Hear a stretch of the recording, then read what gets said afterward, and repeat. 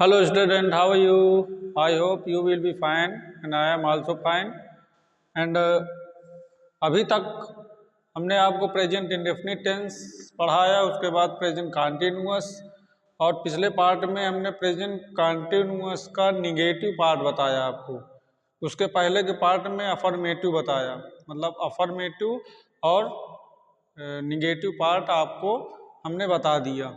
आज आपको present continuous का इंट्रोगेटिव बताएंगे।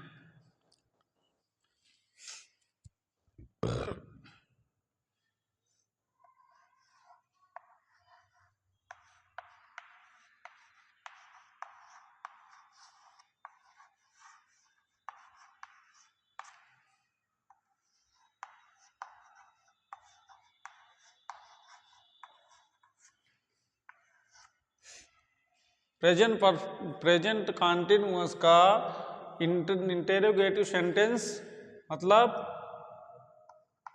प्रश्नवाचक वाक्य।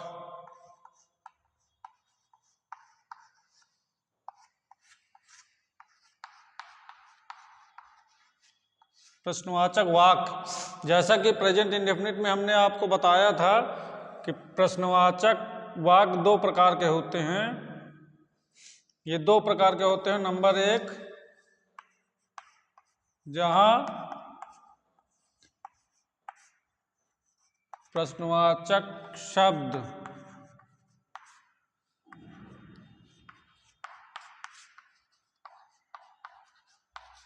पहले आए, और दूसरा प्रश्नवाचक शब्द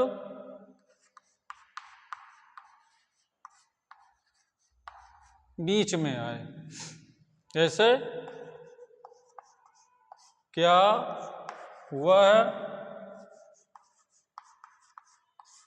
खाना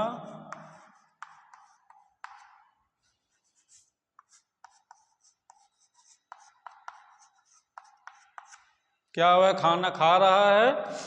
दूसरा,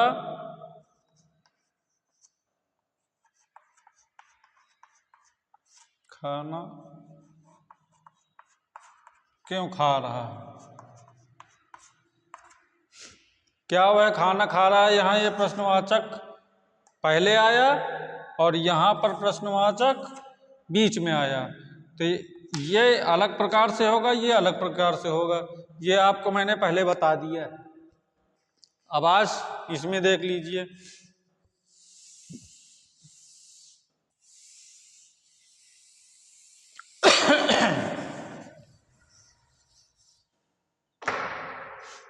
अब नंबर एक कैसे होता है, इसमें सबसे पहले हम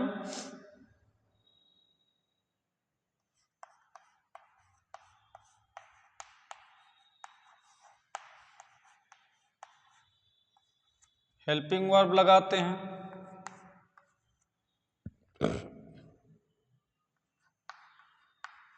फिर सब्जेक्ट,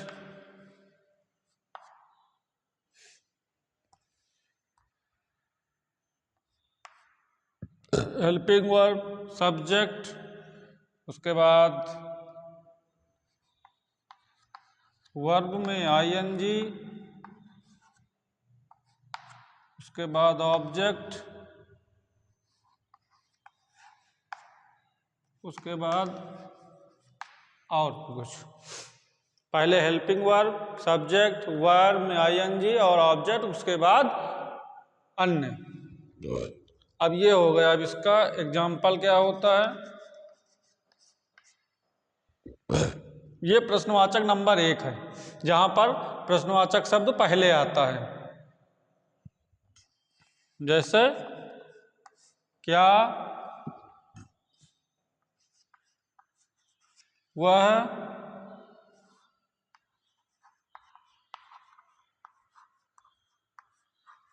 अमरूद तोड़ रहा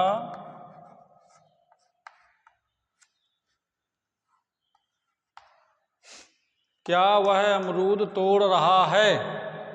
तो यहाँ पर सबसे पहले ये प्रश्नवाचक नंबर 1 है, प्रश्नवाचक शब्द पहले है, इस वजह से यहाँ पर हेल्पिंग वर्ब पहले लगेगी और हेल्पिंग वर्ब इसकी क्या होगी, वह है, तो क्या होगा यहाँ पर इज। प्रेजेंट कॉन्टिन्यूअस की पहचान होती है रहा है, रही है, रहे हैं अंत में आए, और इसकी सहायक क्रिया is am are.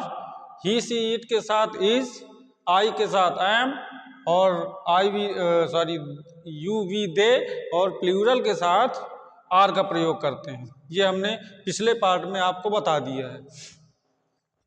Is, he,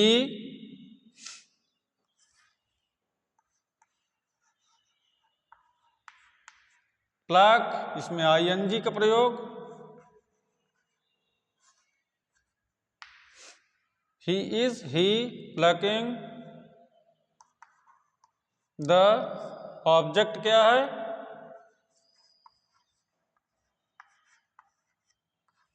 guava.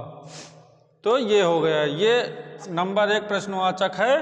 यहाँ पर ये हो गया है, पहले सबसे पहले हम सहायक क्रिया लिखते हैं, हेल्पिंग वर्ब लिखते हैं, इसके बाद ऑब्जेक्ट लिखते हैं, इसके बाद वर्ब, वर्ब में आईएनजी का प्रयोग, इसके बाद ऑब्जेक्ट।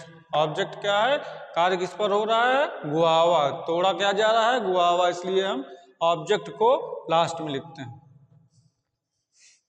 ये आप नोट करिए, आगे आपको बताते हैं सेकंड उदाहरण।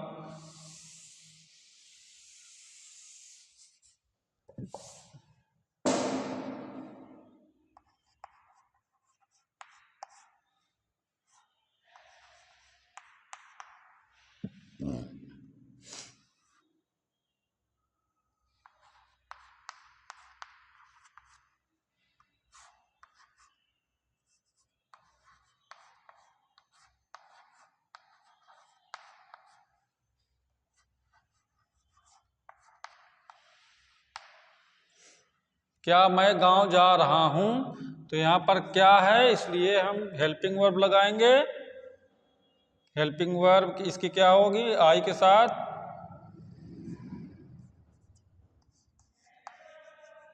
आई एम, आई,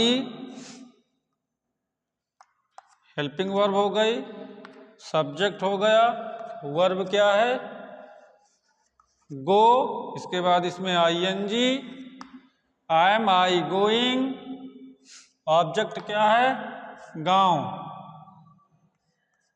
जा रहा है इसलिए टू,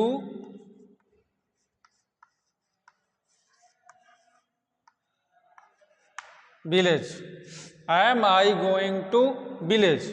ये हो गया आपका प्रश्नवाचक नंबर 1 का सेकंड उदाहरण। इसको आप देखिए, ये आई के साथ आई एम।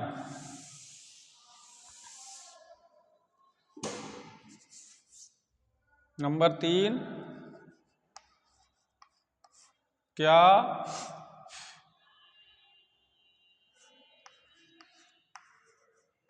तुम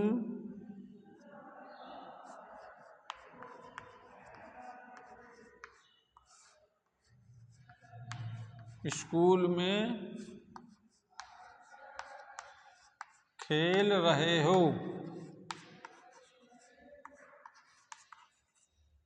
क्या तुम स्कूल में खेल रहे हो, तो यहाँ पर यू के साथ क्या लगेगा, आर, आर, फिर इसके बाद सब्जेक्ट यू, इसके बाद वर्ब, वर्ब क्या है,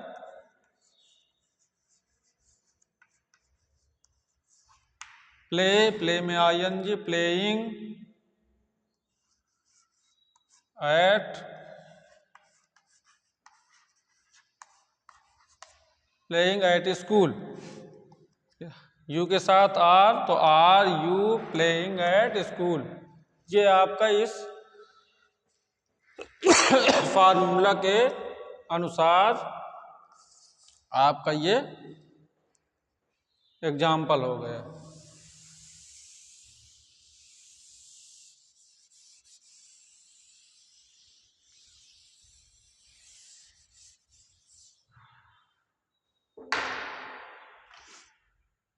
अब प्रश्नवाचक नंबर 2 कैसे करते हैं?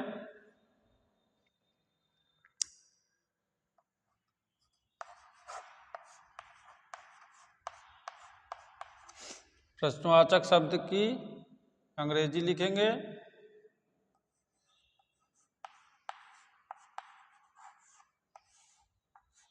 इसके बाद हेल्पिंग वर्ब लिखेंगे। इसके बाद सब्जेक्ट, इसके बाद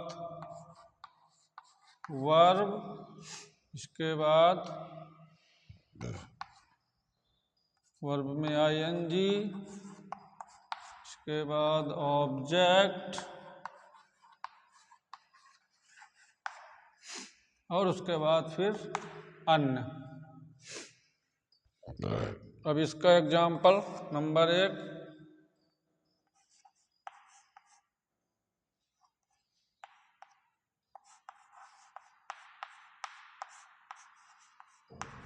वे बाग में क्यों टहल रहे हैं?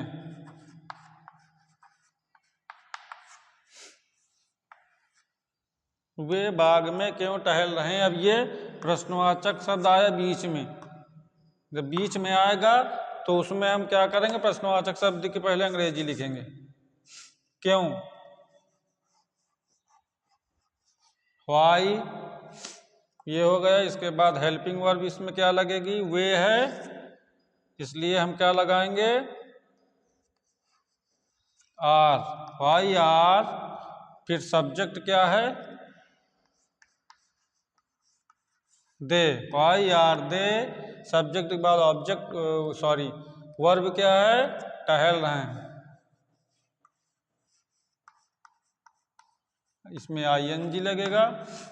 व्हाई आर दे वॉकिंग, कहाँ टहल रहा है? ऑब्जेक्ट क्या है? बाग,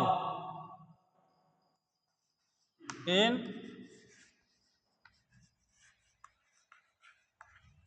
गार्डन।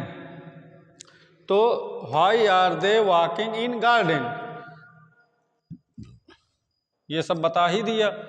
प्रश्नवाचक शब्द की अंग्रेजी, इसके बाद हेल्पिंग वर्ब, फिर इसके बाद सब्जेक्ट, फिर वर्ब, वर्ब में आईएनजी और इसके बाद ऑब्जेक्ट गार्डन, ये हो गया।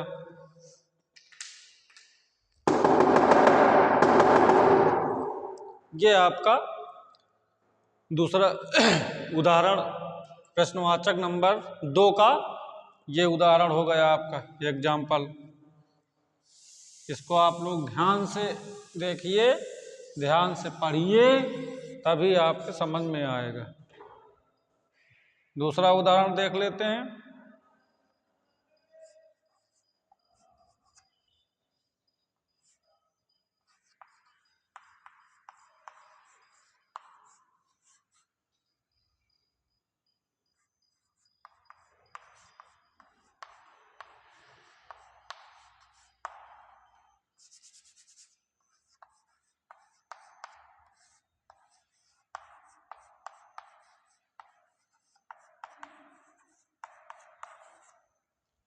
वह कानपुर से कब आ रहा है? अब इसको हम कैसे करेंगे? सबसे पहले क्या लिखेंगे? ये प्रश्नवाचक शब्द की अंग्रेजी क्या है? व्हेन। व्हेन, ये हो गया। इसके बाद हेल्पिंग वर्ब इसकी क्या होगी? वह है, तो क्या लगेगा? इज। When is. इसके बाद ही, व्हेन इज ही आ रहा है। वर्ब क्या है? आ रहा है, तो coming. When is he coming से आने के लिए हम लिखते हैं फ्रॉम। फ्रॉम कानपुर, ऑब्जेक्ट क्या है? Kanpur. When is he coming from Kanpur, ये हो गया आपका। तो आपके समझ में आ ही गया होगा कि प्रश्नवाचक शब्द अगर पहले है तो वहाँ हम सबसे पहले हेल्पिंग वर्ब लिखेंगे, और अगर प्रश्नवाचक शब्द बीच में है तो वहाँ पर सबसे पहले प्रश्नवाचक शब्द की अंग्रेजी लिखते हैं, उसके बाद हेल्पिंग वर्ब, फिर सब्जेक्ट, फिर वर्ब, फिर ऑब्जेक्ट। इस हिसाब से इसके अनुसार हम इनको हल करते हैं।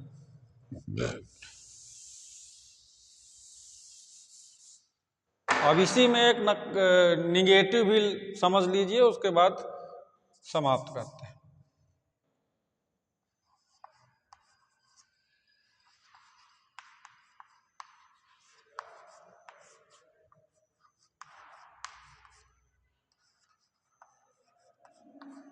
वे कानपुर से क्यों नहीं आ रहे हैं?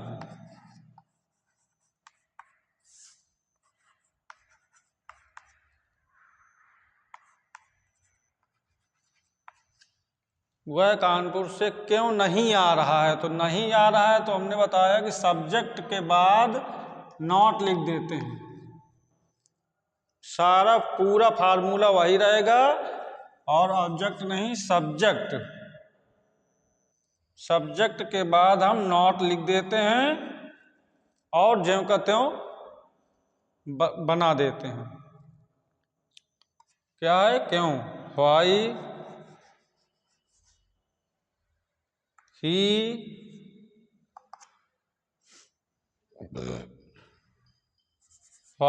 Is he, why is he, ये व्हाई, इसके बाद हेल्पिंग वर्ब हीज, सब्जेक्ट ही, इसके बाद नॉट लगा देते हैं। Why is he not verb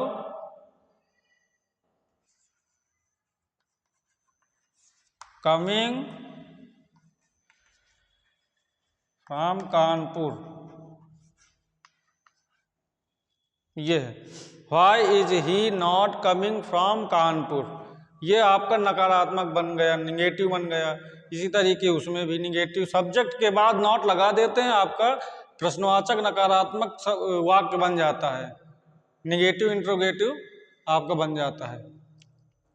अब आज के लिए इतना ही, और प्रेजेंट कंटिन्यूअस आपका यहीं से समाप्त होता है, और प्रेजेंट परफेक्ट टेंस इस पार्ट के बाद बनाकर हम डाल देंगे। तब तक आप इसी को पढ़िए और आगे बढ़िए। Thank you.